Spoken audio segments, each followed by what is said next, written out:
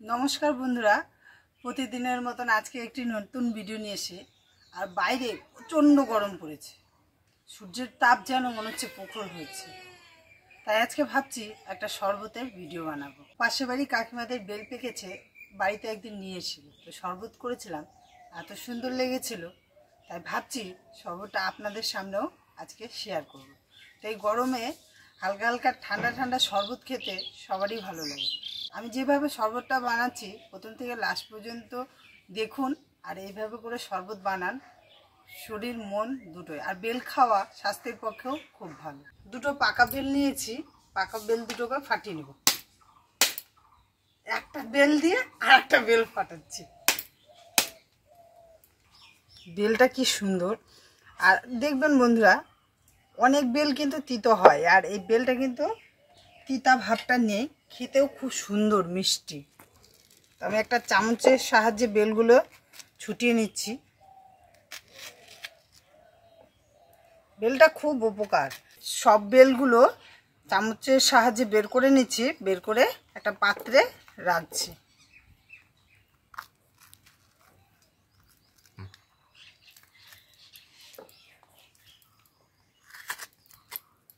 আমি দুটো বেলই ছাড়িয়ে নিলাম।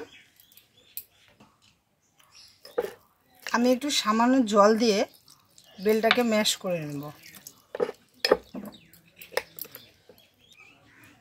আমি এখন বেলের মধ্যে দিয়ে দিচ্ছি সামান্য একটু জল, কারণ আমার সামান্য একটু জল লাগবে। আমি একটু ঠান্ডা জলই দিচ্ছি, আপনারা চাইলে নর্মাল জলও দিতে পারেন। আর গরমের দিনে একটু ঠান্ডা জল খেলে ঠান্ডা ঠান্ডা ভীষণ ভালো লাগে, তাই আমি একটু ঠান্ডায় শরবতই করব। আমি ভালো করে মিশিয়ে নিচ্ছি।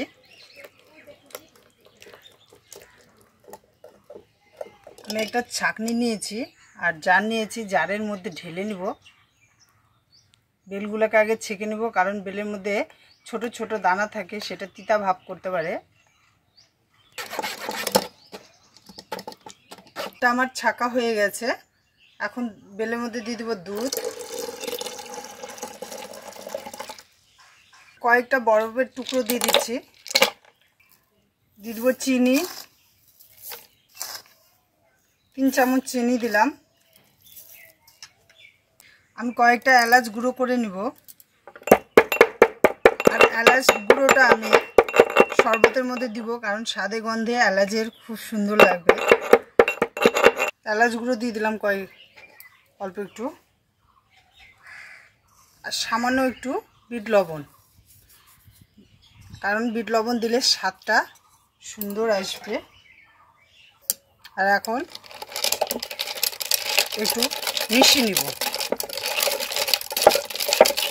ভালো করে মিশিয়ে নিচ্ছি। শরবতটা আমার হয়ে গেছে, এখন গ্লাসে ঢেলে নেব।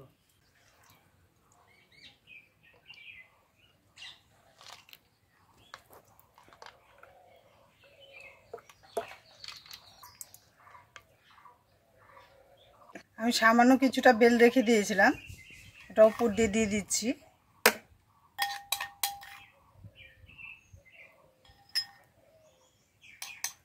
আমি কয়েকটা কাজু কুচি দিয়ে দিচ্ছি।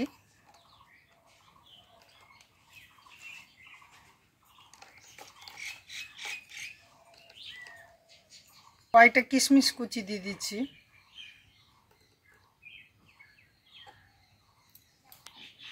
হয়ে গেল ঠান্ডা ঠান্ডা বেলের শরবত।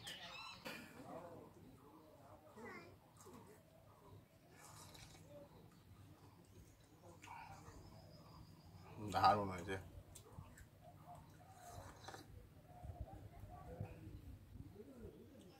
গরমের দিনে এরকম যদি বেলের শরবত পাওয়া যায়, একদম চাঙ্গা করে দেবে শরীর এবং মনকে।